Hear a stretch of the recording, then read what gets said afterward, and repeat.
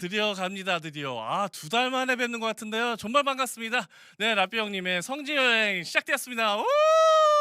여러분들, 아, 이게 얼마만이에요. 너무 반갑습니다. 여러분들 잘 지내셨나요? 아이고, 라삐 형님. 예, 반갑습니다. 이하 형님. 아, 역시 오자마자 바로 인사해 주시는 역시 센스쟁이. 감사합니다. 예, 왕이선님 반갑습니다. 목사님. 아이고, 네, 안녕하십니까. 네. 아, 예, 목사님 이렇게 해서. 네, 반갑습니다. 네, 신영균님, ông 목사님 반갑습니다. 아유, 이제는 아예 그냥 목사님이 해주시네요. 네, 감사합니다. 네, 반갑습니다. 정말 오랜만인 것 같아요. 제가 저번 달에 안 와가지고 그런지 안 그래도 오늘 작가님께서 저한테 연락을 하시는데, 예, 저희가 너무 오랜만에 연락한 거 아니에요? 라고 말씀하실 정도이면은 여러분들은 얼마나 더 오랜만이겠습니까? 아유, 어쨌든 간에 여러분들 잊지 않고 이 시간까지 기다려주셔서 너무 감사드리고, 또한 우리의 라삐 형님의 성지 여행이 아예 저기 성지 여행에 써 있죠. 이제 라삐 형님도 빠졌어요. 이제 성지 여행입니다. 예. 성지 여행이 살아남았습니다. 개편에도. 와! 네, 성지 여행. 어떻게 보면 번개탄의 유일무이한 성지 여행이긴 한데, 아, 그래도 위험했어요. 예, 제가 안 하는 했거든요, 원래. 그럼에도 불구하고 끝까지 저를 믿어주시고 이 시간에 또 불러주신 모든 분들께 다시 한번 감사드립니다. 네. 예, 하여튼 뭐 이렇게 또 부족한 저를 네, 예, 목사님, 아유, 또 우리 이문 목사님께서 목사님 화이팅 감사 보고 싶었습니다. 그래서 저 미대철님 살아남았습니다. 예. 사실 이 오후 시간, 예, 살아남기 정말 힘든 시간이에요. 왜냐면은 제가 알기로는 3시, 저도 고등학교, 중학교 다닐 때 아마 2시에서 3시 사이? 이게 목사님이 마의 시간이라고 말하면 안 됐지만 하여튼 저희끼리는 그런 말을 썼어요. 마의 시간대, 죽음의 시간대 막 이런 말을 썼습니다. 2시, 3시, 4시 뭐 이 시간대가 되게 힘든 시간이긴 해요. 살아남기 거를 줄 알았어요. 네. 메디어처럼 우리 미천님, 아이고, 예. 이 시간이 가장 직장 다니면서 힘든 시간, 뭐가 됐든 간에 이 시간이 굉장히 열심히 일하는 시간. 또 2시에서 3시가 무지하게 덥죠. 저 아시죠? 12시는 해가 제일 센 시간이고 2시는 기온이 제일 높은 시간입니다. 그래서 이 시간대 운전을 하던 뭐 생산직의 일을 하던 뭐가 됐던 간에, 예, 사무직 블루 칼라든 화이트 칼라든 뭐가 됐던 간에 굉장히 힘든 시간이 바로 이 3시, 4시 시간입니다. 그렇지만 그 힘든 거를 뚫고 여러분들 시간, 14명이 다시 들어오셨네요. 감사합니다. 예, 그 시간을 뚫고 이 시간에 오셔서 또 성재와 함께 떠나보시겠다고 하시는 여러분들이 정말 승리자이십니다. 아유, 감사합니다, 여러분들. 네, 졸리고 하지만 마시고 지금부터 떠날 여행은요 조금 무겁기도 하지만 그만큼 또 새로운 시작이라고 말씀하시는 또 그곳을 가보려고 합니다. 네, 여러분들, 근데 지금 이렇게 요 정도 갖고 지금, 예, 요 정도 갖고 저기 댓글에 느낌이 없으면 안 돼요. 왜냐면 오늘은요 제가 조금 이야기를 많이 하면서 여러분들과 호흡하는 시간을 같이 나가려고 합니다. 오늘은 뭔가 화가 느낌, 나 무슨 말인가 했네요. 화가 느낌이라고. 이게요, 글쎄요, 저늘쓴 건데. 색깔이 민장. 뒤에 색깔하고 내가 지금 같구나 거의. 하여튼 네, 뭐가 됐던 간에 화가로 느끼시는, 뭐 그럴 수도 있죠. 얘가 좀 이따 그 얘기를 한번 해볼게요. 왜냐면 제가 성지여행을 다니면서 느꼈던 부담감이 하나 있기는 있는데 그게 아마 화가의 느낌만 뭐 비슷한 것 같습니다. 하여튼 그 얘기를 하면서 좀 더 시작을 해볼게요. 근데 여러분들 댓글 많이 올려주셔야 돼요. 왜냐, 오늘 제가 질문도 하고 이야기도 하면서 또 거기에 곁들여서 또 뭔가 좀 이야기를 좀 섞어봐야 되기 때문에 저 혼자 하기엔 조금 부담스러운 게 있습니다. 그래서 여러분들이 같이 나가주신다면 너무 좋을 것 같습니다. 물 한 잔 좀 먹을게요. 오랜만에 하니까 땀이 나요. 네, 기침만 나고 잘 먹었습니다. 자, 이제부터 시작할 이야기, 너무나도 좋은 이야기인데 뭐냐면 오늘의 갈 곳은요 순교에 대한 이야기를 필수적으로 해야 되는 곳입니다. 예, 순교에 대한 이야기. 순교가 뭔지 아시나요, 여러분들? 왜 이 순교에 대해서 시비를 거느냐? 순교라는 단어가 사실은 우리 시대 때 순교는 뭐 되게 먼 얘기 같아요.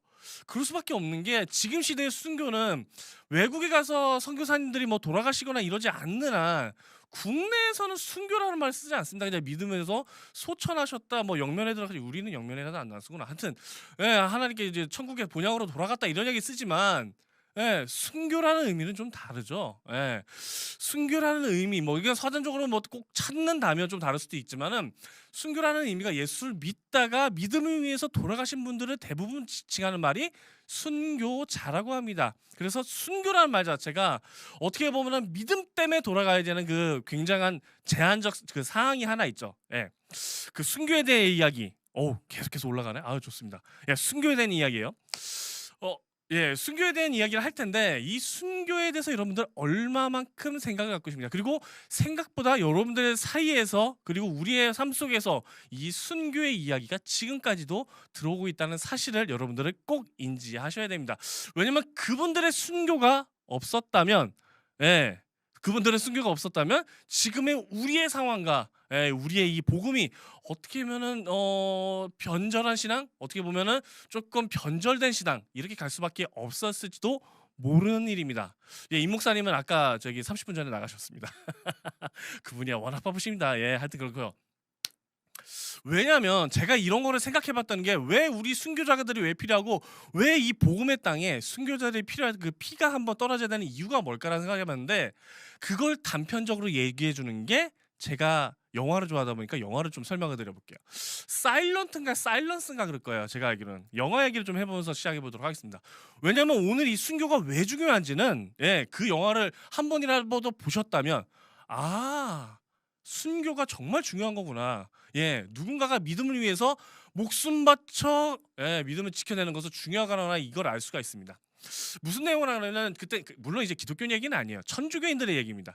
천주교 신부가 일본 땅에 선교하러 들어갑니다. 근데 일본에서 열심히 선교하시던 분이 갑자기 소식이 사라지셨어요. 그래서 2명의 선교사가 파견이 됩니다.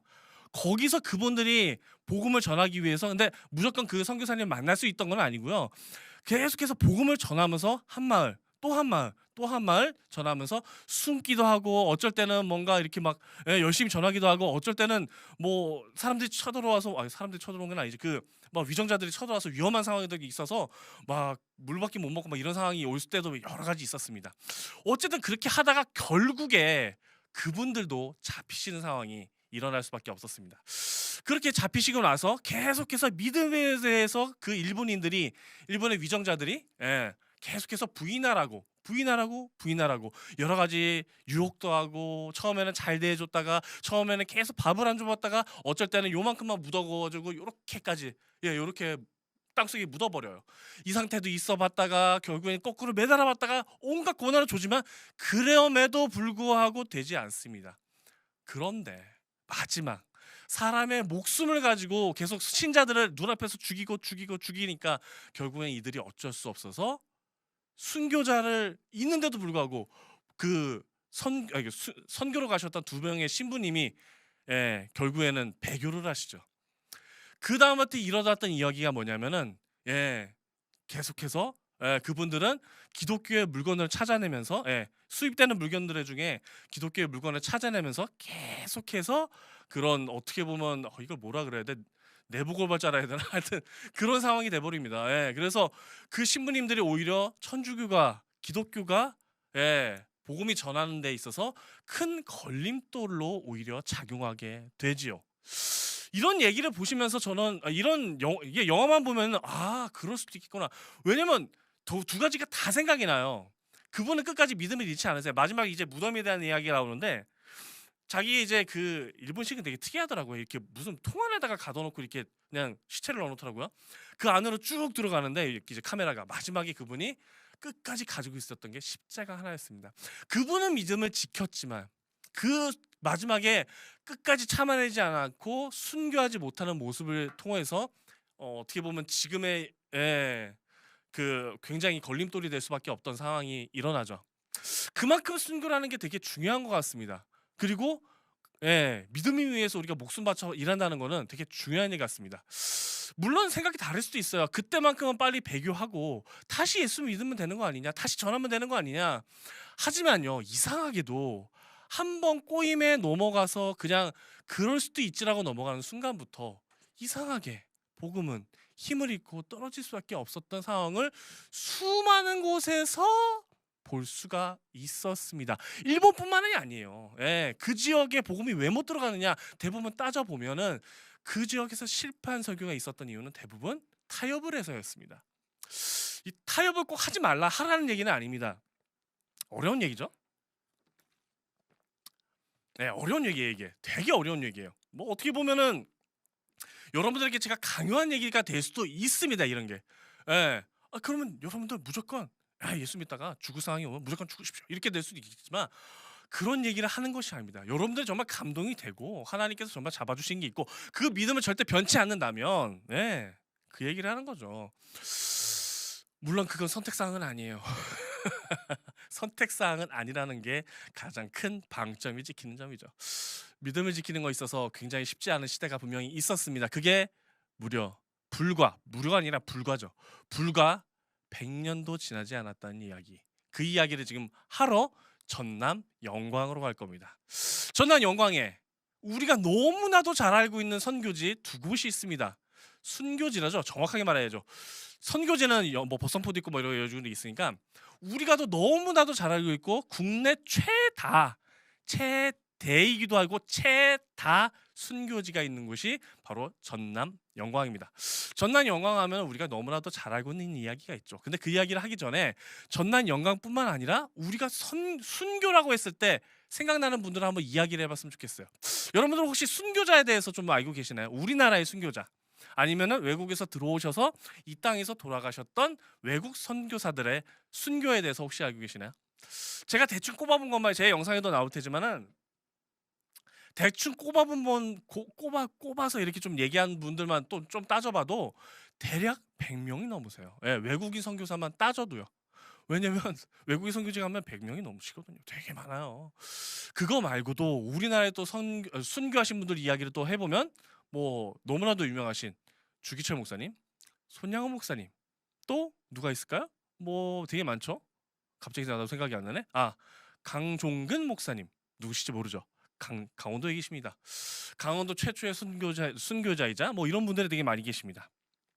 어쨌든 간에 이 순교에 대한 이야기를 하다 보면 이렇게 갑자기 말이 끊어지는데, 예, 가볍게 들으실 얘기는 아니지만 그럼에도 불구하고 여러분들 꼭 생각해 보셔야 됩니다. 내가 정말 어쩔 수 없이 누군가의 선택에 강요받을 때 내가 정말 믿을 것인가 배교할 것인가 이 선택의 상황에 들어갔을 때, 예, 의외로 많습니다. 우리의 직장에 가서도, 예, 그죠? 직장에 가서도, 예, 아, 그쵸. 윤중현 전사님, 아, 역시 미전 철현이, 아, 열심히 공부하셨어요. 열심히 또 저와 교제도 많이 하셨고, 아유, 감사합니다. 예, 문중현 전사님 계시죠. 얼마 전에 제가 일주일도 안 됐어요. 갔다 온지. 아, 거기 문중현 전사님 신안도 갔다 왔죠. 하여튼간에 우리 인생 가운데도 분명히 내가 믿음을 지켜나갈 것인가 아니면 버릴 것인가, 내가 술자리에 가서 술을 먹을 것인가 아닐 것인가, 간단하게 따지면 거기서도 굉장히 민업이 갈립니다. 분명히 이들 내가 기독교인 거 알고 있는데 거기서 술잔을 들 거야 말 거야. 이게 순교와 그렇게 다른 얘기가 아닙니다, 여러분들. 그리고 또한 내가 직장에서 주일날도 나오라는데 예배 시간에 갈 거냐 말 거냐, 아니면은 예배 시간 가고 무조건 달려갈 거냐, 아니면 그조차도 안 가고 내가 집에서 대충 온라인 예배 드리면서 핸드폰으로 보면서 뭐 이것조차 나쁘다고 말할 수는 없지만 지금 된 세대에서는 그럼에도 불구하고 내가 신앙을 지킬 수 있는가 없는가, 내가 외국에 바이어로 나가서 그들이 만가 나에게 좁대를 하는데 이상한 짓을 할 때 뭐 이런 일이 있는 분들은 거의 없겠지만, 예, 그럼에도 불구하고 내가 신앙을 지킬 수 있는가, 쉽지 않아요. 또한 사우디아라비아 같은데 외국인 노동자들, 예, 거기서 예배 못 드립니다. 어떻게 지식하실 거예요? 신앙의 우리 지금 시대에도 우리의 마음의 순교는 계속해서 요구되는 거예요. 그게 순교라는 걸 너무 크게 보실 게 없습니다. 그렇지만 정말 육체적인 고통과 내 정신적인 고통과 모두가 다가오는 이 정말 우리가 말하는 그 의미적인, 아니 완전히 우리가 알고 있는 그 순교에 대해서는 생각보다 쉽지 않아요. 근데 우리가 이런 영상을 보면서 한 번 더 생각해 볼 수 있습니다. 내가 저 상황에 가면 나는 어떻게 할 것인가. 그래서 그 선배들이 필요한 거고요. 선배들이 어떻게 선택하셨나, 그게 되게 필요한 거고, 그리고 무엇을 하셨나, 그 믿음 하나 지키기 위해서 무엇을 하셨나, 나는 그래서 무엇을 할 수 있는가. 네, 저는 여러분들께 그 질문과 도전을 드리려고 오늘 왔습니다. 예, 전남 영광편을 얘기하면서 저는 부담감이 되게 컸어요. 아까 화가에 대해서 얘기를 했는데 그 화가들도 아마 그럴 거예요. 아마 사실화를 그리거나 현실화를 그리거나 굉장히 이렇게 정밀화를 그린 분들의 부담감은, 정밀화 자체가 이렇게 전묘화랑 다르게 정밀화는 똑같이 그려야 돼요. 예, 지금 이거 카메라 보듯이 이런 거랑 다르게 정말 똑같이 그리는 게 정밀화입니다. 역사를 얘기하면서 정밀화처럼 그려야 되는데 저는 이 순교자 144명이나 되는 이, 예, 지금 저희가 갈 전남 영광에는 144명, 뭐 숫자에 따라서 142명, 네, 이렇게 얘기합니다. 100명이 넘는 분들이 이야기를 하면서 정말 정밀화처럼 담아내고 싶은데 거기에 대한 부담감이 있었습니다. 그래서 제가 무려 성지순례를 코로나 다 시작하면서부터 시작해서 3년간 다녔는데 제가 유일하게 잘 안 가려고 피하려고 그랬던 게 바로 이곳입니다. 예, 바로 이곳 전남 영광입니다. 전남 영광을 가지 않았던 이유가 바로 이거였습니다. 굉장히 부담스러웠어요. 선교사님들이 순교자의 이야기를 144명이나 제가 담아야 된다는 그 사실이 너무 부담스러웠어요. 그렇게 생각하다가 어느 날 이제 계속해서 갈까 말까 하다가 좀 찾아보다가 그분들의 기록을 좀 보다 보니까 그분들의 순교에 대해서 그 정의를 내리신, 어떻게 보면 앞으로의 비전 발전을 남기신 이야기를 보게 됐습니다. 그게 한 문장으로 되어 있는데 뭐냐면 순교는 죽음의 끝이 아니라 새로운 시작입니다. 또 다른 시작입니다. 제가 정확하게 왠지 모르겠는데 아마 영상으로 바로 보실 거예요. 두 번째 영상에서 새로운 시작이라고 말합니다. 저도 새로운 시작이라고 고백하면서도 불구하고 거기에 대해서 부담스러워서 가지 않았던 제 마음을, 제 이 부담감을, 거룩한 부담감이 있었던 제 자신을 발견했어요. 그래서 이대로 끝날 것이 아니라 정말 제대로 닮을 거면 제가 정말 촬영팀까지 끌고 가서 제대로 한번 담아오자 생각을 해서 제가 가게 정말 되었습니다. 문중경 선생님 알죠? 이승경님 말씀해 주셨는데 감사합니다. 그래서 가가지고 정말 잘 찍어왔는데 저보다 열심히 잘 찍어놓은 분들의 이야기가 또 있어요. 저기 바이블로드에서 열심히 찍어놓은 게 있기 때문에 그것과 함께 이제 저희가 보여드릴 거 합니다. 제 이야기와 그리고 제 이야기에 더불어 좀 이해가 가는 이야기, 그 다음에 그분들의 잘 만들어놓은 이야기를 두 번의 연속 걸쳐서 이야기를 해드릴 텐데 첫 번째 갈 곳이 바로 야월교회입니다. 야월교회 이야기를 좀 하다 보면은 좀 재밌는 얘기를 해야 되는데 뭐냐면은 자꾸 진동이 울려가지고 그 유진배 설교사님을 안다면 이 얘기가 좀 재밌을 수 있어요. 그리고 법성포 그리고 굴비 얘기를 좀 하다 보면 재밌는 얘기가 시작이 됩니다. 이제부터 영상을 하나 보실 텐데 왜 법성포 굴비 우리가 알고 있는 전남 영광에 대한 이야기가 왜 지금 우리가 갈 야월교회 이야기와 맞닿아 있는가, 이 얘기를 제가 처음에 건지면서 영광에 생각해보니까 그렇게밖에 선교할 수밖에 없었겠구나, 하나님이 능력이 거기에 임하셨구나. 왜 법성포라는 큰 포구를 냅두고 정말 거기에서 정말 한참 밑에 내려와 있는 야월포구에 가서 야월교회가 세워졌는가, 이 이야기를 해보려고 합니다. 그리고 거기에서 순교자가 왜 발생했는가, 이런 얘기도 해보면서 제가 이제 영상 끝나고는 또 다른 얘기를 또 한번 이어보도록 하겠습니다. 이제 20분이 지났는데 영상 기대하셨는데 좀 이야기를 많이 했죠. 조금만 더 생각해 보시면서 보시라는 얘기를 하기 위해서 이 얘기를 했습니다. 자, 지금부터 함께 영상을 보시면서 순교에 대한 이야기 함께 보시면서 시작하겠습니다.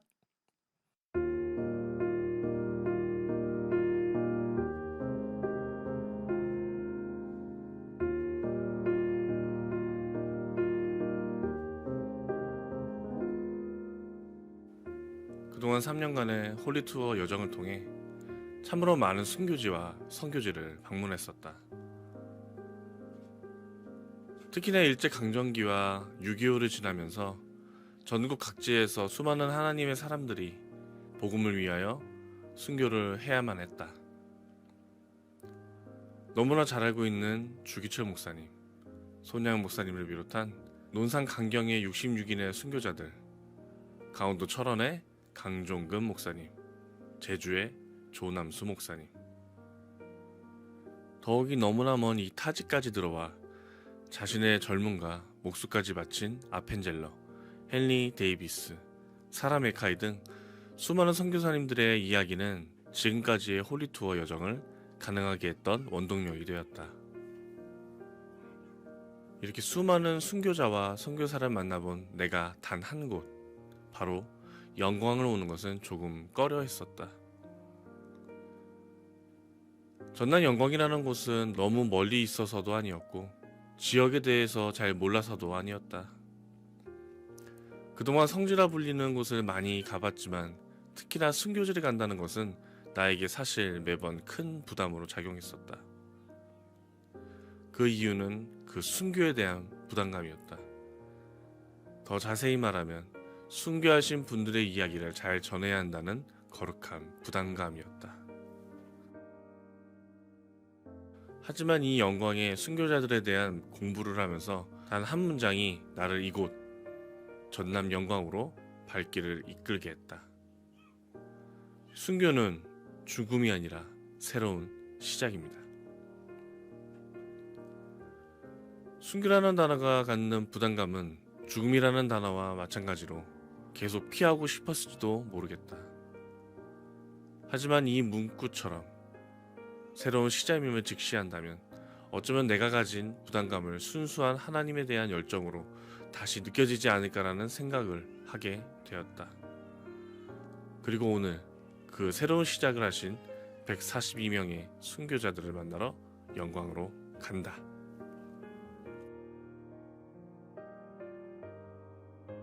전남 영광은 서울을 기준으로 서해안 고속도로를 달리다 보면 목포전을 만날 수 있는 곳이 영광이다. 영광은 이름답게 영광, 은혜로운 빛이 있다는 곳으로 우리가 흔히 법성포를 떠올릴 것이다. 그리고 자연스럽게 영광굴비를 생각하게 된다. 전국 굴비 생산량의 70%를 담당하는 전남 영광의 법성포, 아마도 자린고비가 천장에 매달았던 굴비도 전남 영광에서 나온 것이 아닐까 생각해본다. 그런데 그런 생각은 안 해보셨나요? 서해안 전체에서 굴비가 잡힐 텐데 왜 하필 전남 영광에 굴비가 유명해졌을까? 전남 영광, 신안 지역을 다시 생각해보면 여기서 유명한 것이 하나 더 있다. 바로 염전, 바로 소금이 유명하다. 굴비와 소금, 이 두 가지를 가장 손쉽게 만나볼 수 있는 곳이 바로 법성포이다. 그래서 이곳에서 굴비를 손질하고 염장하는 일에 가장 최적의 장소이기 때문에 이곳이 굴비 산업으로 발전할 수밖에 없었다. 그만큼 영광에서 법성포는 일찍이 큰 도시였고 큰 항구였다. 그리고 우리가 볼 성지 여행에서 법성포가 중요하다. 1885년 언더우드와 아펜젤러가 인천 제물포항에 첫 발자취를 남긴 뒤 미국 남장로에는 충남과 그 남쪽인 전라도를 향합니다. 그리고 그 뒤에 들어온 유진벨 선교사, 우리가 홀리캠핑 광주편에서 너무나도 중요하게 다루었던 그분이 나주, 목포, 그리고 광주에 선교를 하시죠. 그렇게 이동하시던 중 전라도 지역의 중요한 지역이었던 바로 이 법성포를 중심으로 선교를 하시려는 계획을 가지고 이동하십니다. 그런데 이때 지금도 많은 학자들이 의문을 갖는 부분이기도 합니다. 법성포를 향하던 배가 그보다 한참 밑에인 순교지가 있는 야월항에 정박하게 됩니다. 이것을 두고 배가 표류를 했다고도 하고 하나님의 인도하심이 있었다고도 합니다. 그리고 더 놀라운 것은 유진벨 선교사님께서 이곳에 처음 도착했음에도 불구하고 야월리에는 이미 기독교가 주민들 사이에 있었다는 점이었습니다. 그리고 유진벨 선교사님을 통해 최초로 세워진 교회가 바로 야월교회입니다. 그리고 이곳에서 전교인 65명이 순교하는 기독교 사상 유례가 없는 순교이자 새로운 시작이 열리게 되는 순간입니다. 거기 거룩한 그 길에 검은 구름 없으니 낮과 같이 맑고 밝은 거룩한 길 다니리. 마른 땅에 샘물 터지고 사막에 물 흐를 때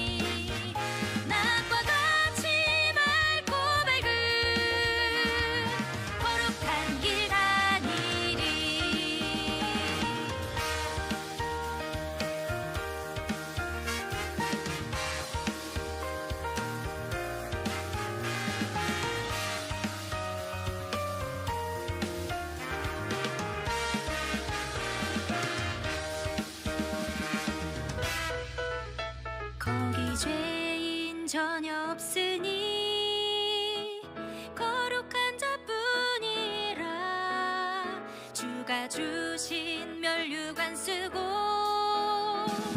거룩한 길 다니리 거기 거룩한 그 길에 검은 구름 없으니 낮과 같이 맑고 밝은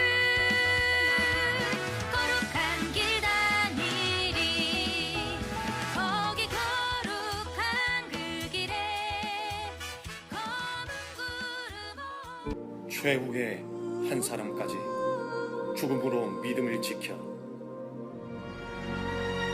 마침내 한국교회의 재단에 지워지지 않는 순교의 역사가 되었습니다.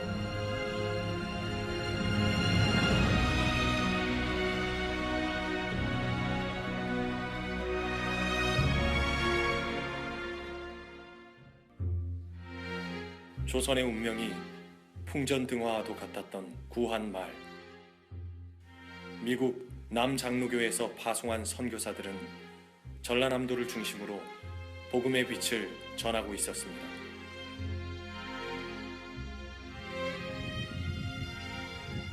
그중 한 사람이 복음을 전하려고 법성포로 가던 중에 이곳 야월도에 불시착하게 됐습니다. 그는 바로 전라도 선교의 아버지 유진벨 선교사였습니다. 그런데 당시 야월도 사람들은 이미 복음을 알고 전도에 열심이었고 이에 유진벨은 그들을 중심으로 교회를 세웠습니다. 그렇게 야월교회가 탄생했습니다.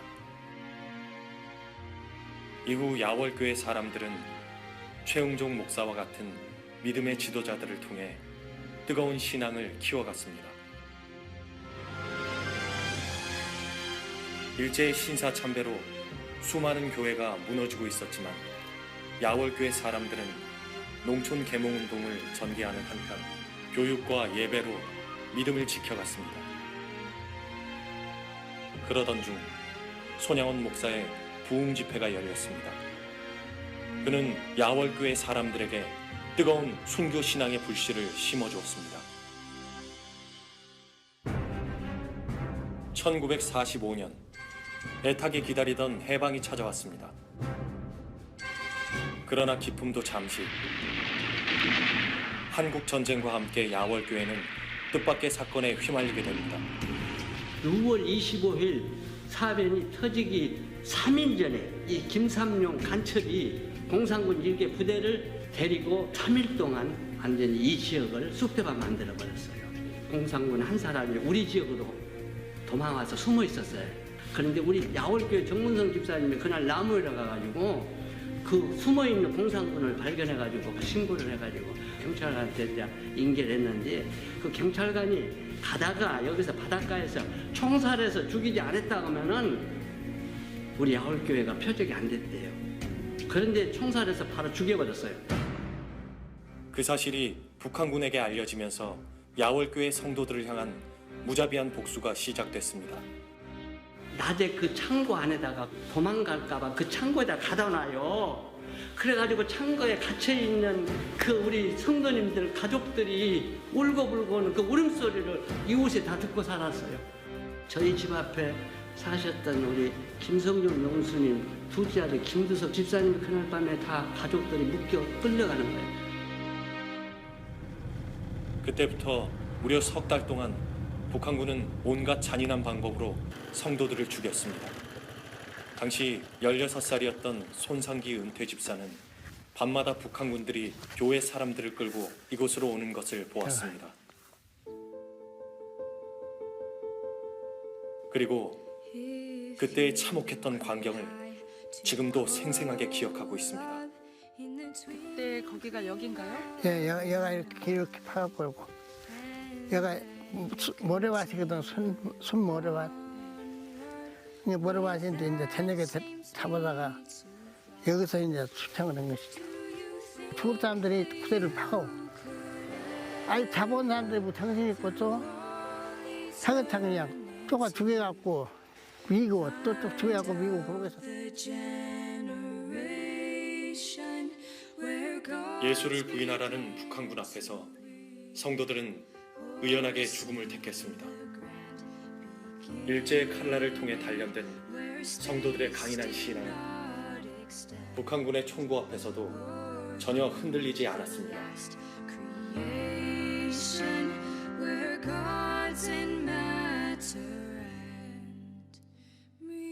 당시 북한군에게 희생된 이들 가운데는 성도들의 어린 자녀들도 많았습니다. 고통스러운 기억들. 그러나 누군가는 그들의 죽음을 기억해야 했기에 지금까지 간직하고 살아왔습니다. 이 마을에서 태어나고 자란 최종환 장로. 지금도 염정 건너 들판을 볼 때면 가슴 한켠이 아려옵니다. 저쪽에 지금 저기 저 전봇대 서 있는 그 만들이 그 지역이 조금 높았어요. 밤마다 그 자리에 가서 이제 죽이고. 친절하고 선량했던 교인들이 수장당했던 곳. 이곳에 올 때마다 떠오르는 얼굴이 있습니다. 우리 어린 그 소년단이라고요. 소년단에서 저희들은 이제 같이 시간도 보내고 활동하고 그랬는데 정 집사님 딸 하나를 그날 밤에 죽이지 않고 살려줬어요. 그래가지고 우리하고 같이 이렇게 방에서 노는데 그 이튿날 오후에 그 애를 불러내가요. 이미 그 애는 알지요. 벌써 알고 나 살려달라고 오빠들 나 살려달라고 거기서 소리치고 나가는데 그 업고 가는 걸 강경을 볼 때 어떻게 그 마음이 어떻겠어요. 내가 죽으러 간 것 같아요. 그래가지고 그날 밤에 업고 가서 마지막 죽여버렸어요. 내 피로 자네들에게 죽음을 당할지라도 나는 순교 열차 타서 영광이네 받아. 자네들은 어찌할 것인가? 숨지는 최후의 순간까지 자신에게 총칼을 들이대는 원수들의 영혼을 걱정했던 이들. 65명의 성도들은 원수들까지도 사랑하고 용서하며 순교의 길을 갔습니다.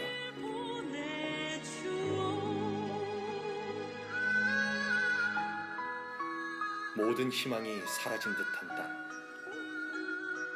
그러나 하나님의 역사는 계속되고 있었습니다. 순교 발생 38년 뒤인 1988년 한 목사가 부임해 왔습니다. 아이 장로님, 오래간만이십니다. 그 사람은 바로 백일량 목사입니다. 예예예. 아이고 그러면 얼마나 고생이 많으셨어요. 예. 저것도 그냥 싹 바꿔버렸네. 그는 이곳에 부임하기 전까지 야월교회 성도들의 순교 사실을 전혀 몰랐습니다. 그런데 부임하자마자 이상한 일들이 일어났습니다. 내가 이 교회에 와서 3일 됐습니다. 근데 꿈에 환상이 나타나는데 이 교회에 지금 있지 아니하는 교인들이 교회에 가득 앉아가지고 열심히 기도하고 있는 그런 환상이 나타나요. 근데 그때 한 번만 그런 게 아니라 또 한 2, 3일 후에 또 그런 하나의 환상이 나타나요. 그래서 이 교회는 현재 있는 교회도 중요하지만은 이전에 있는 그 교회도 중요하구나. 2009년에 세워진 야월교회 순교기념관. 순교 당시의 상황을 한눈에 볼 수 있는 곳입니다. 거듭되는 환상을 통해 주님의 인도하심을 느낀 백일량 목사는 까마득히 잊혀진 순교의 역사를 찾아 나섰습니다. 순교자들을 일일이 찾아내어 명단을 작성하는 한편 이름을 알 수 없는 순교자나 어린아이들은 직접 이름을 지어주기도 했습니다.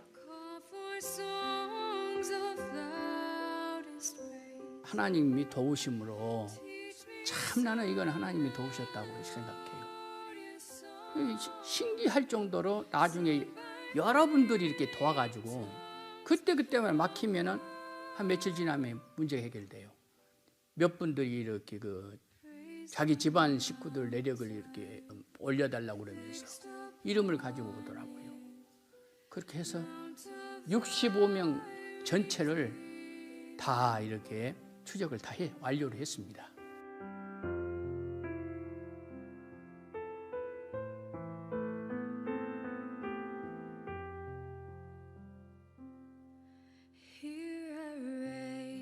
이분들이요, 여기서 도피할 수 있는 그런 길들이 많이 있었어요. 도피할 수도 있었고 도피하신 분도 계셨어요.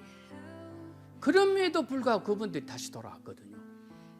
그래서 다른 분들이 또 교인들이 같이 이렇게 다 순교했다는데, 내가 이렇게 그 순교의 자리를 피해서 나 혼자 살았다고 간다는 거예요. 이거 있을 수 있느냐? 내가 하나님 앞에 가가지고 그 뭐라고 내가 하나님 앞에 말씀을 드리겠느냐? 그분들이 다 돌아가지고서 그래서 다 순교를 했거든요. 전 교인이 다 순교한 교회가 바로 이 교회입니다.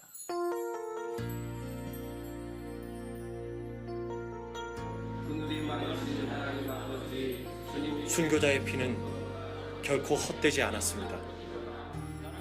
현재 야월교회 성도들 중에는 순교를 목격했거나 목격한 사람들의 후손이 많습니다.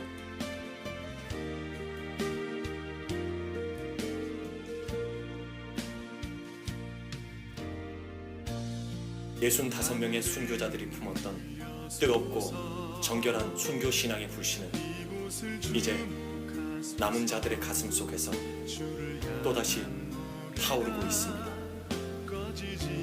우리 한국 교회가 처음 시작이 순교 신앙으로 시작했잖아요. 근데 지금 이제 경제적인 부유함으로 인해서 순교 신앙이 잃어버렸지 않는가 생각하는 겁니다. 그래서 이 순교 기념관을 통해서 우리 한국교회 많은 성도들이 다시금 순교 신앙을 되찾는 그러한 회복의 길, 그런 통로로서 사용되어졌으면 참 좋겠다. 영광은 어떻게 보면 기독교의 순수화를 위해서 하나님이 마련해 두신 마지막의 도구이다라는 생각을 합니다. 우리의 이 오염된 신앙이 깨끗하게 씻음을 받는, 저는 그래서 영광은 우리 한국 기독교의 세탁소다, 이런 생각을 해봅니다.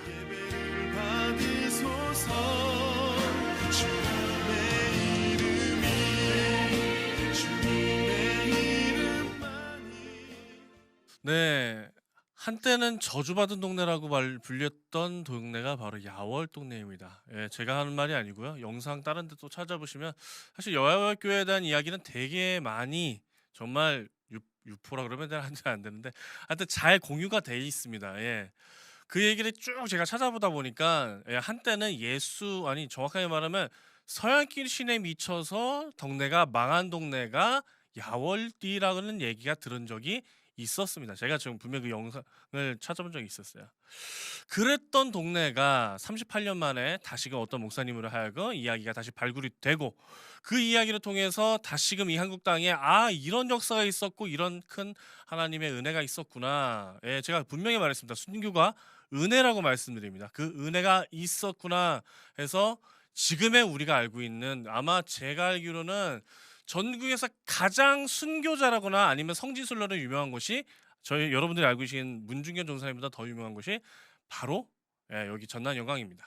야월교회와 염산교회 얘기를 빼놓는다면 아마 거의 뭐 얘기할 수가 없을 것 같아요. 왜냐면 아무래도 많은 분들이 왔다 가셨고, 그리고 한 번쯤 성지순례를 아마 패키지로든 뭐로든 다녔다면 이 얘기를 아마 잊지는 못하실 겁니다. 그래서 많은 분들이 알기 계시지만 생각보다 이렇게 영상을 오래 보시고 가신 분들이 많이 없기 때문에 이들을 꼭 한번 보시면서 이렇게 좀 숙연해지지만은, 우리 미드처럼 숙연해지지만은 그 안에서 또 한번 나는 어땠을까라는 생각을 한번 해보셨으면 좋겠습니다. 특히나 이 65명이 돌아가신 순교하신 이야기가 너무나도 특이했던 건 이유는, 보통 순교는요 한 교인 전체가 다 죽지는 않습니다.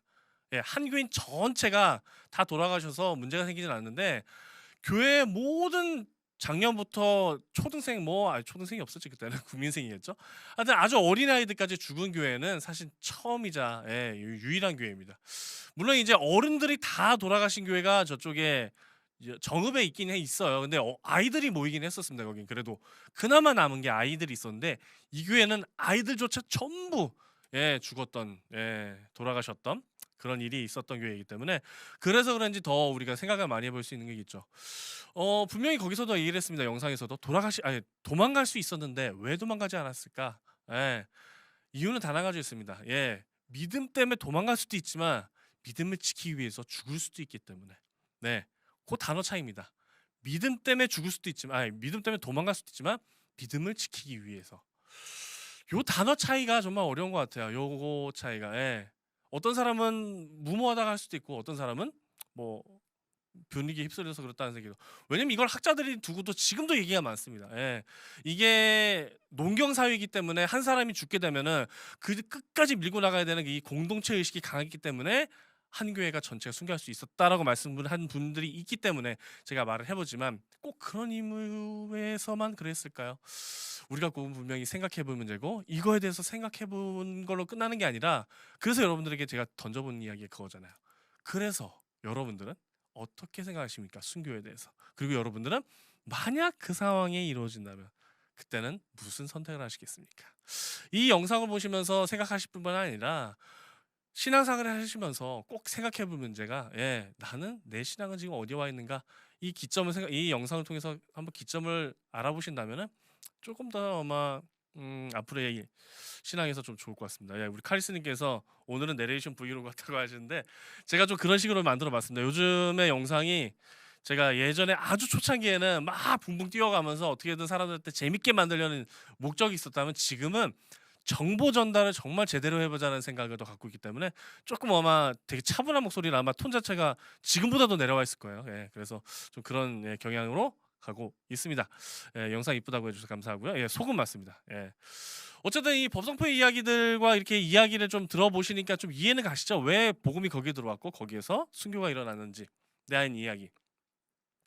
근데 이제 이때 사실은 6.25 발발하면서 공산군이 들어왔고 이때 순교자들이 집중적으로 전라도 지역과 그리고 이 제주도 지역과 아니요 전체적인 지역에 아주 많은 순교자들이 생기십니다. 제주도에서는 아까 말씀드렸던 조남수 목사님 같은 경우에 조남수 목사님이 순교하는 건 아니지만 그 이도준 목사님 같은 경우가 거기서 순교를 당하셨죠. 그리고 또한 또 올라가 보면은 또 이제 위로 조금씩 올라가 볼게요. 제주도부터 시작했죠. 또 약간 올라가면 이제 영암이라는 곳이 있습니다. 여러분들이 영암하면 서킷 그러니까 F1 서킷으로 알고 계실 텐데 F1 이제 안 해요 우리나라에서.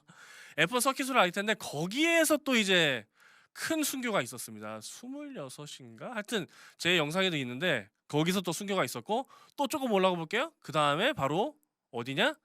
신안에서 있었습니다. 신안에서 또 순교자님도 계시고 또 올라가면 어디다? 바로 지금 보는 신안에서 영광이 멀지 않아요.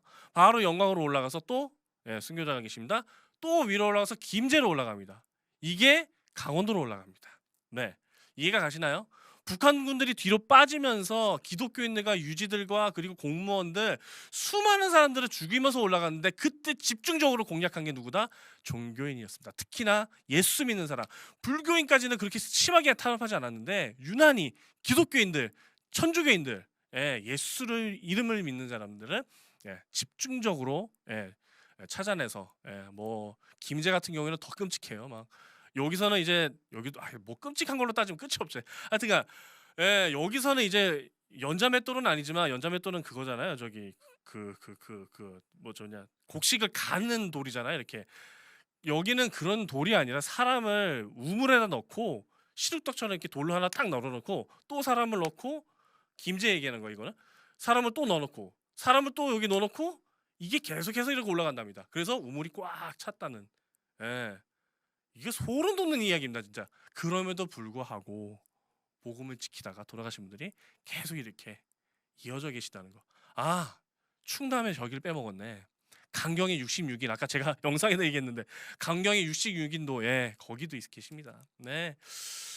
참 순교 이야기 하다 보면은 끝도 없는데 그럼에도 제가 하는 이유는 단 한 가지입니다. 그래서 여러분들 그 상황에 가면 어떻게 선택하시겠습니까?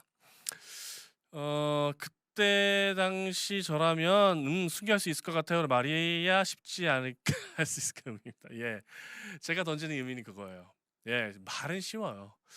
제가 알기로 이 얘기는 기독교 사이에서 많이 안 하는데 기독교인 사이에서 분당 샘물교회라는 이 사건이 한번 있었죠. 아프가니스탄에 선교 활동을 갔다가 그때 그렇게 가지 말라 그러는데 국가에서 갔잖아요. 그리고 돌아가셨습니다. 3명의 목회자 한 분과 2명의 남자분인데 정확하게 기억이 안 나요. 하여튼 그 이야기를 왜 알고 있냐면은 저는 심지어 분당 근처에 삽니다. 그래서 그 교회를 이렇게 쓱 돌아간 본 적이 있어요. 이렇게 한번 쓱 보고 간 적이 있는데 지금도 그분들은 그 이야기를 기억하십니다. 그리고 절대 비난하지 않으십니다. 말은 순교한다고 말할 수 있어요. 분명히. 근데 가보시면 쉽지 않습니다. 왜냐면 첫 번째 그게 사일런트라는 영화에도 나오는데 쉽사리 기독교인을 순교자를 만들어 주지 않습니다. 왜? 순교자를 만들면요 그들도 알아요. 이 사람의 피가 이 땅에 떨어지면 기독교가 흥할 것이라는 것을 사단들이 먼저도 압니다. 예. 이미 먼저 알기 때문에 그래서 그 영화에서도 쉽사리 그 신부님들을 죽일 수 있는데 그냥 죽이고 빨리 끝낼 수 있는데 죽이잖아요. 왜? 피가 떨어지면 복음이 퍼진다는 걸 알고 있어요. 네, 그렇기 때문에 쉽사리 순교자를 만들어주지도 않습니다. 네, 두 번째 이유 하나님께서 허락하지 않으면 이거는 죽었다 해도 죽었다 해도 말하면 말 자체가 웃기지만 하여튼 하나님께서 허락하는 이유 외에는 할 수가 없습니다. 왜냐? 이게 손양원 목사님 순교 이야기에서도 나오는데 손양원 목사님이 순교를 먼저 하셨나요? 아드님이 먼저 하셨나요? 아드님이 먼저 했습니다. 그때 이인재 목사님이 누구냐면 이인재 목사님이 저기 손양원 목사님의 친구예요. 두 분이 이제 되게 친하셨어요. 그분은 이제 밀양에 계세요. 손양원 목사님과 이인재 목사님이 본인의 아들이 돌아가셨을 때 손양원 목사님의 다지에 오줌을 지리면서 그냥 주저앉으셨는데 그때 이인재 목사님이 하신 말이 있습니다. 뭐였냐면은 자네 지금 이럴 때가 아니네. 하나님께서 선택하셔서 은혜를 내리셔서 이 자네의 두 아이를 자네보다도 먼저 옥중에 있는데도 불구하고 자네보다도 먼저 순교자를 만들어줬는데 이 얼마나 영광스러운 일인가. 지금 일어나시게. 그때 썼던 이야기가 바로 9가지 감사기도입니다. 그리고 그때 어마어마한 돈 그 감사 헌금이 나옵니다. 예, 이런 얘기만 봐도 하나님께서 허락하시지 않으면 안 되는 거예요. 손양원 목사님은 본인이 순교할 거라는 걸 누누이 말씀하셨습니다. 그럼에도 불구하고 아드님이 먼저 가시죠. 그런 것만 봐도 이게 내가 선택하는 문제가 아닙니다. 하나님께서 하시지 않으면 안 되는 일이에요. 순교라는 게 자체가. 그렇습니다.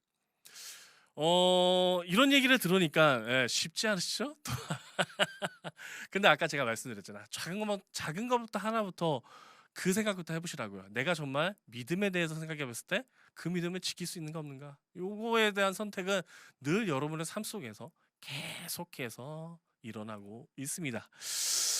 네, 여기까지 말씀을 드릴게요. 아까 저기 영상에 보셨던 그 장로님 아직 살아 계십니다. 지금 굉장히 정정하지는 않으세요. 이렇게 좀 나이가 있으시고 야월교회 가시면은 야월교회 그 기념관에 지금도 살아 계십니다.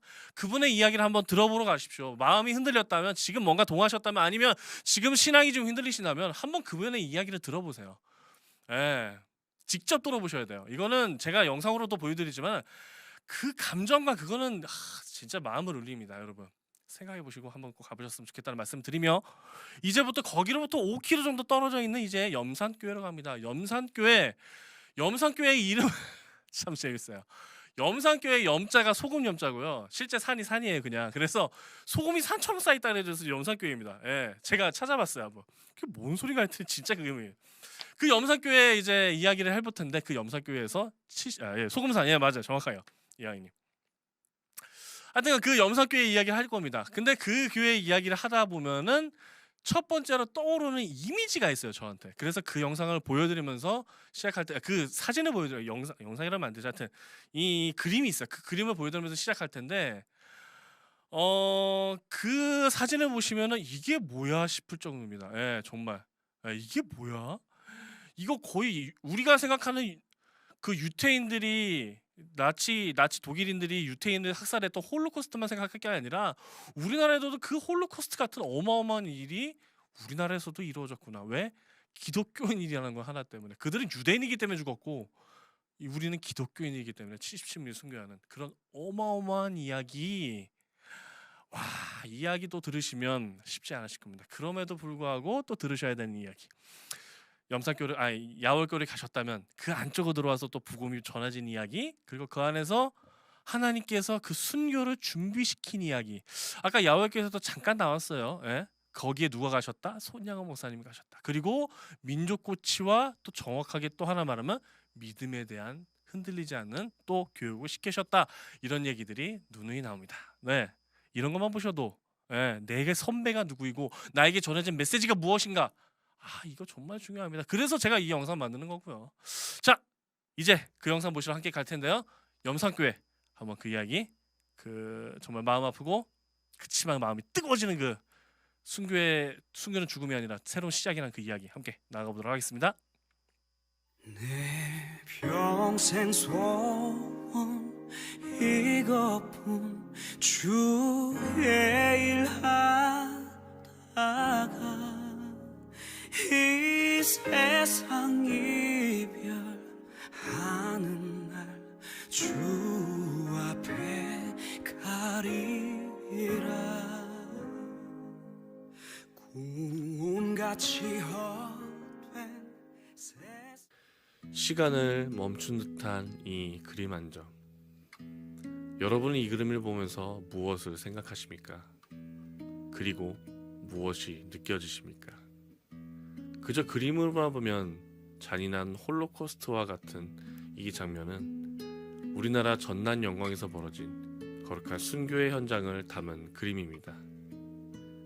그리고 또 다른 복음의 씨앗이 심겨지는 순간입니다. 우리는 순교라 했을 때 그것으로 끝일 수 있겠다 생각할 수도 있습니다. 하지만 여기 77인의 피가 결코 끝이 아니라 새로운 시작이라 몸소 보여주는 교회가 있습니다. 바로 염산교회입니다. 염산교회는 야울계에서 3-4km 떨어진 설도항의 바다를 바라보며 있습니다. 마치 세상에 이 선교와 순교의 이야기를 하려는 듯이, 그리고 하나님의 복음을 이 땅을 넘어 전하라는 듯이 항구 앞에 기념비가 서 있습니다. 이 설도항에 가면 유난히 눈에 띄는 것이 있습니다. 그리고 곳곳에서 발견되는 이것, 바로 이 수문. 지금은 평온해 보이기만 한 이곳에 어떤 순교의 이야기를 품고 있는 것일까요?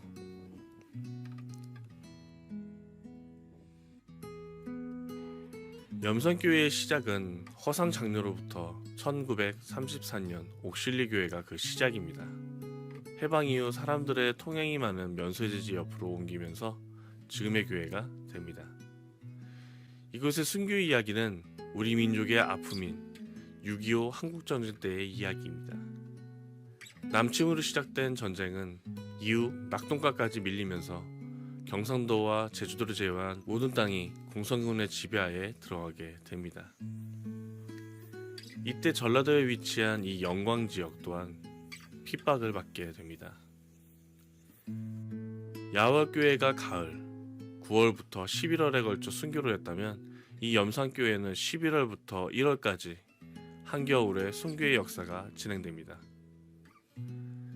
당시 교인들이 이렇게 많은 죽음을 당했던 것은 공산당이 죽이려고 한다는 것을 알면서도 도망가지 않았기 때문입니다. 당시 이곳은 육지였습니다. 맘만 먹으면 얼마든지 도망갈 수 있었습니다.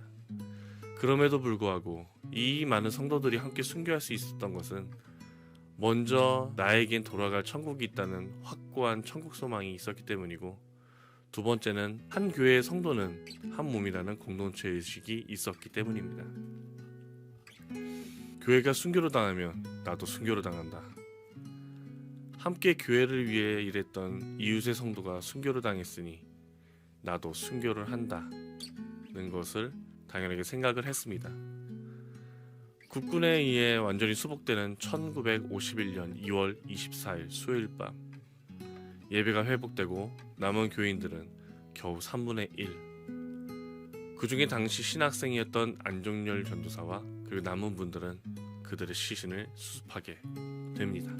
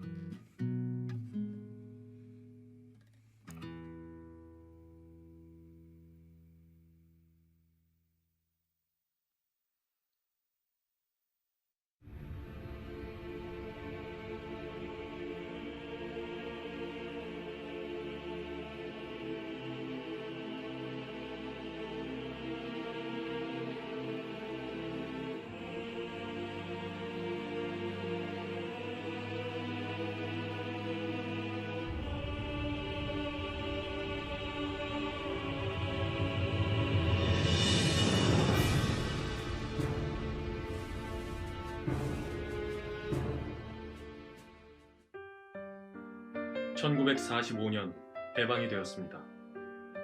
마침내 36년간의 칠흑 같았던 역사의 어둠이 물러갔습니다. 1939년 전남 영광군 염산면 옥실리에 설립된 염산교회 성도들은 더욱 힘써 복음을 전파하기 위해 사람들의 통행이 많은 염산면 봉남리 설도로 교회를 옮겼습니다. 초대 교역자인 허상 전도사에 이어 교회를 이끈 원창권 목사였고 1950년 봄에는 3대 교역자 김방호 목사가 부임했습니다. 평양 신학교 출신의 독립운동가 김방호 목사와 함께 염산교회 성도들의 신앙은 더욱 뜨겁고 아름답게 성장해 나갔습니다. 그로부터 수십 년의 세월이 흐른 지금도 염산교회는 초대교회의 모습을 간직한 채 설도항이 내려다 보이는 이 언덕 위에 서 있습니다. 한반도 남서쪽 바닷가 마을에 위치한 작은 교회.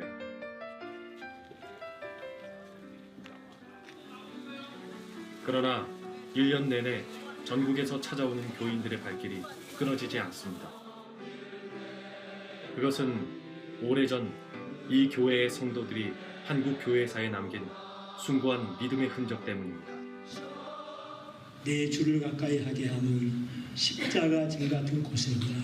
왕복과 함께 찾아온 신앙의 자유는 길지 않았습니다.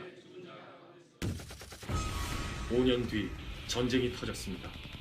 38선을 넘은 북한 인민군은 약 한 달 만인 7월 23일 새벽 이곳 영광군 염산면까지 내려왔습니다. 그들은 공무원과 목사, 교인 등 좌익 반대 인사를 학살하기 시작했습니다. 강원도 댕긴 사람들, 교회 댕긴 사람들, 또 뭐 강원도 소사들, 뭐 말할 것 없이 다 죽였어요. 그 사람들 가족 한번 헐었다 가면 그 집 식구가 몇시 대학까지 다 죽였어요. 칼로 때려버린 사람이 여기까지 대구까지 올라와 버렸어요. 우익 인사들이 앞다투어 섬을 떠났습니다. 이에 염산교회 김동근 장로도 목선을 준비해서 김방호 목사를 피신시키려 했지만 김 목사는 성도들 곁을 떠나지 않았습니다. 무자비한 숙청의 광풍이 부는 가운데 인천 상륙작전에 성공한 유엔군과 국군이 영광군에 입성했습니다. 염산교회 청년들과 우익 인사들은 대대적인 환영 행사를 열었습니다. 하지만 유엔군과 한국군은 단 한 명의 병력도 남기지 않은 채 지나쳐갔고 갑작스런 전세 변화로 미처 도망치지 못한 상당수의 북한 인민군들은 경찰의 소탕 작전을 피해 산으로 숨어들었습니다. 서울이 수복되고 한강 이남 지역엔 다시 자유가 찾아왔지만 숨어있던 인민군들이 군대의 힘이 미치지 않는 염산면 일대에 집결하면서 이때부터 국군을 환영했던 염산교회 성도들을 향한 보복이 시작됐습니다. 10월 7일 북한 인민군은 교회에 불을 지르고 불타는 예배당이 보이는 뚝방에서 당시 고등성경학교 재학 중이었던 기삼도 학생을 살해했습니다.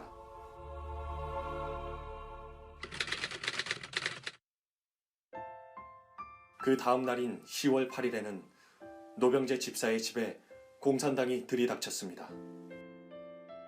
당시 끌려간 사람은 노병재 집사의 가족과 부모, 형제, 자매 등 모두 22명이었습니다. 분주소가 이 설도 수문 앞에가 있었습니다. 바로 그래가지고 수문 앞에서 사람을 전부 다 분주소에다 갖다가 뒤 창고에다 갖다 놓고 7을 한타당자 넣었는데 1m 따서 뛰어가지고 손가락을 이렇게 묶어가지고 가슴에 째려가지고 7을 딱 묶어가지고 우리가 허식해져가지고 이제 앞에다가 도업도 크다네 그것도 맞서는 놈 가슴에다 딱 묶어가지고 7을 한 20명이 나와가지고 그냥 딱 말하는 게 그렇게 우리 빠진게 그 찬동을 내리를 가까이 그 찬동을 하고 이제 물에서 이제 물이 많이 들었으니까 그래서 이제 죽었어요. 당시 노병재 집사의 노모도 수장당했습니다. 노예를 먼 저가 있어 독타서 대주로 혈액도 못 받고 독타서 내가 빠졌고요. 등거리서 뭐가지만 없어. 그러고 없고 다 그러고 파고. 아이고 말로 못해라. 참 못 죽은 게 살았지. 믿는 사람 그게 다 잡아다 죽은 게 그때는. 그 인공놈들 아주 지발이들 안 믿는 사람이라고. 이게 믿는 죄 없지만은 믿는 사람 얘기들하고 주겠지요. 그럼 천국 간다. 천국 간다. 울지 말라고 울지 말라고. 가서 죽었다 소리 듣니. 간절한 천국 소망으로 어린 소녀까지 의연하게 순교의 길을 갔습니다. 저거는 천국 가 있을 것이.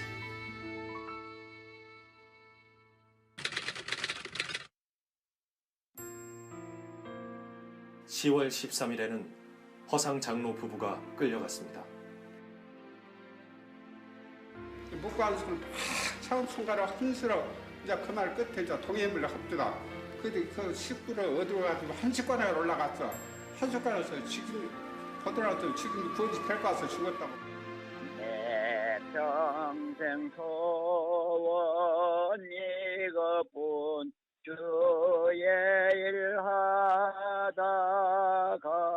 일하다가 이 세상 이별하는 날 주 앞에 가리라.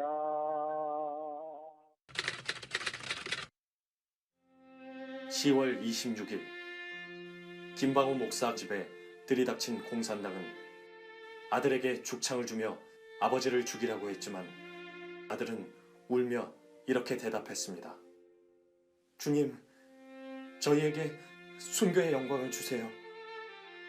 그러자 인민군은 자녀들 앞에서 김방호 목사에게 몽둥이질을 시작했고 김방호 목사는 피를 흘리며 쓰러지면서도 절대 이들을 미워하지도 말고 두려워하지도 말라고 당부한 뒤 숨을 거두었습니다. 남은 가족들도 죽창과 몽둥이, 칼에 맞아 순교를 당했습니다. 그 중에는 겨우 5살 난 손녀도 있었습니다. 팔다리를 잘라가지고 죽였거든 그때. 여러분들이 이거 소설과 같은 얘기니까 안 믿으려고 하지만 할 수 없어요. 나는 그런 잘라진 팔들을 다 주워 모아가지고 내가 잡일을 한 사람이니까. 시체를 팔아 가는데 따라갔습니다. 그 썩은 그 사체를 끌어내고 하는 동안에 우리 형님이 코피가 계속 며칠 동안 터져버렸습니다. 코피를 흘리시면서도 계속 하루 이틀에 못했습니다. 77명을.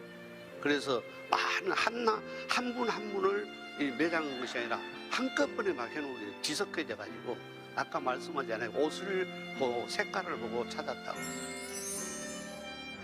이렇게 1950년 10월 3일부터 그 이듬해 1월 6일까지 염산교회 교인의 약 3분의 2인 77명이 순교했습니다.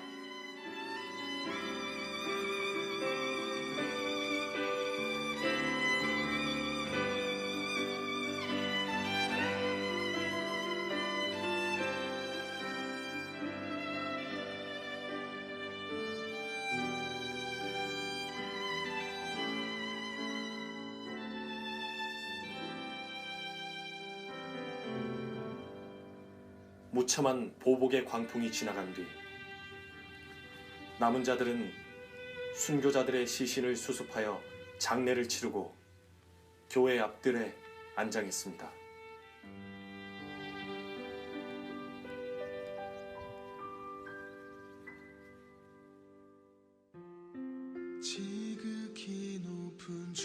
이곳에 오면 선명하게 보입니다. 이 귀한 복음이 우리에게 어떻게 전해졌는지. 혹독한 믿음의 시험대 위에서 죽음으로써 믿음을 지킨 77명의 순교자들.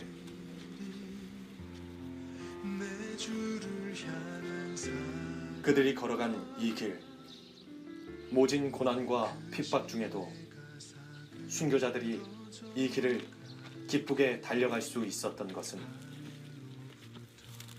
그들의 가슴 속에 정결하고 간절했던 천국 소망이 있었기 때문입니다.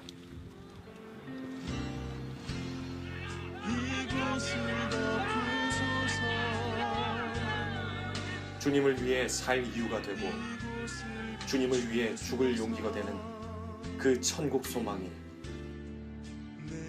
오늘 우리 가슴 속에서 다시 피어올라 영원히 꺼지지 않는 불꽃이 되기를 간절히 소망합니다. 이곳을 지나소서 이곳을 만지소서 내 안에 죽어가는 모든 예배 다 살아나리라.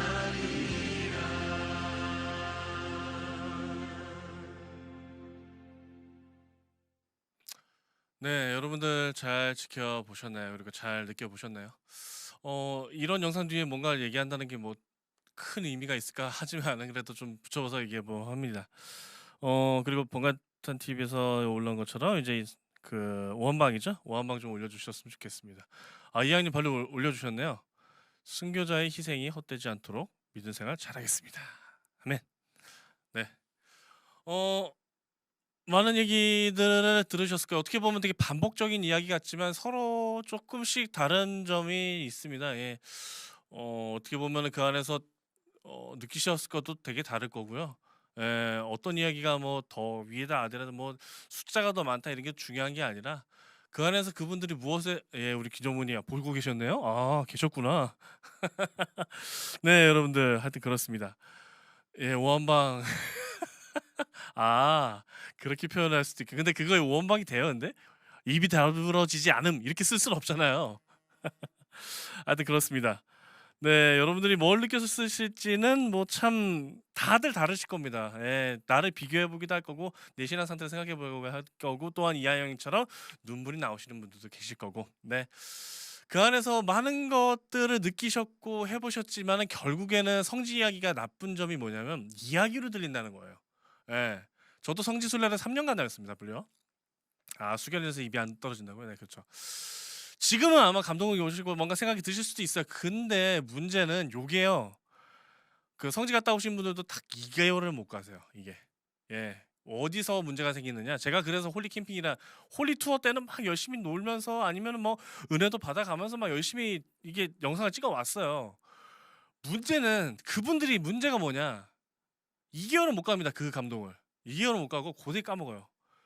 문제가 뭐였냐면은 내가 말이 안 나오세요, 시경님도. 네. 나한테 적용을 안 해본다는 거예요. 이 성지 이야기를. 너무 먼 얘기 같아가지고 너무 다른 사람 아니면 이게 지금 벌써 80년 전 얘기거든요. 80년 전 얘기니까 너무 멀리서 생각하니까 생각을 못 하시더라고요. 근데 이 얘기를 곱씹어서 내한테 적용해 보셔야 됩니다. 상황은 다르고 뭐가 다 다를 수는 있지만은 반드시 이 성지 이야기는요.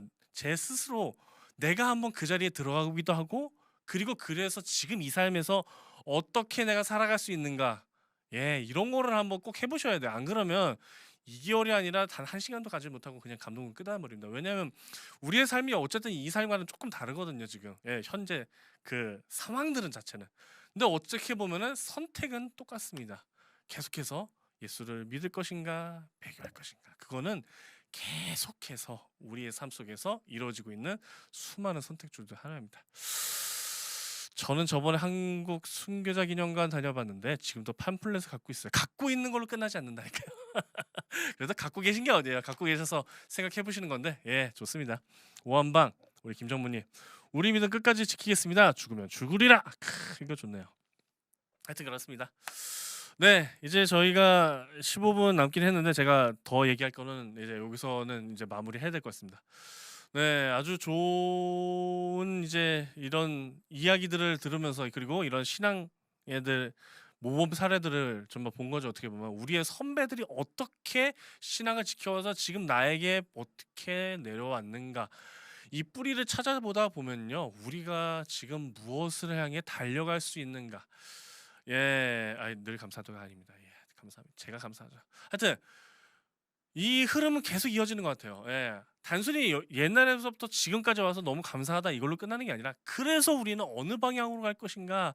세월은 비라고 이게 더 올라가면 이제 예수님께서 어떻게 하셨는가까지 나오잖아요. 예수님도 똑같이, 아니 더 모범 사례를 보여주시잖아요. 어떻게 해야 신앙생활을 할 것인가. 그거 닮아가시냐고 이렇게 하시잖아요. 예, 저랑 같이 가고 싶다고요? 못 가세요. 단적으로 말씀드립니다. 못 가세요. 왜? 너무 힘듭니다. 예, 이거 아무나 못 갑니다. 전남 영광까지 4시간 반 걸리거든요. 그리고 갔다 와서 또 돌아오면 또 4시간 반 걸려요. 9시간에다가 촬영 시간이 8시간이 넘어요.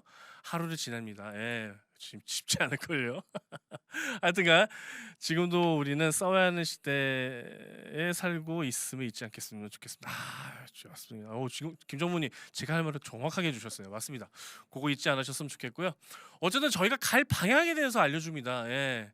우리가 역사를 보면서, 옛날 역사를 보면서 똑같은 말을 하잖아요. 예. 일반 우리나라의 역사를 보면서도 앞으로, 예, 타산지석까지는 아니지만 하여튼 하여튼 갑자기 사자성어가 생각 안 나는데, 하여튼 그렇게 우리가 살고 있잖아요. 이 성지 이야기도 똑같습니다. 그 전에 어떻게 하셨는지를 보고 우리가 어떻게 나갈지, 그게 팬데믹이든 뭐가 됐든, 이제 포스트 코로나든 뭐가 됐든 간에, 예, 방향은 똑같습니다. 그리고 진리는 변하지 않습니다. 여러분들 그걸 믿으시며 함께 나가는 우리 버게다 TV 성지 여행이죠, 저희. 예, 성지 여행 맞나? 다시 한번 보고. 예, 성지 여행 함께 나가시는 분들이 되셨으면 좋겠습니다. 오늘 라삐 형님, 원가원 목사의 이제 성지 이야기는 여기서 마무리하고요. 다음 달은 어디 갈지 아직 정해지 않았어요. 옛날에는 칼창으로, 지금은 칼과 창으로. 칼창이라는 게 난 깔창을 얘기하는 줄 알았습니다. 예, 옛날엔 칼과 창으로, 지금은 영적 싸움을 승리합시다. 네, 아멘. 맞습니다. 그럼 저희가 어디 갈지는 아직 모르겠지만, 예, 아직 정하지 않았지만 좀 더 아주 자세하게 깊은 얘기 할 수 있도록 제가 열심히 노력하고 있고요. 11월 달에 또 뵙도록 하겠습니다. 그럼 다음 달에 뵙겠습니다. 다음 달에 뵐게요. 감사합니다. 버나버나.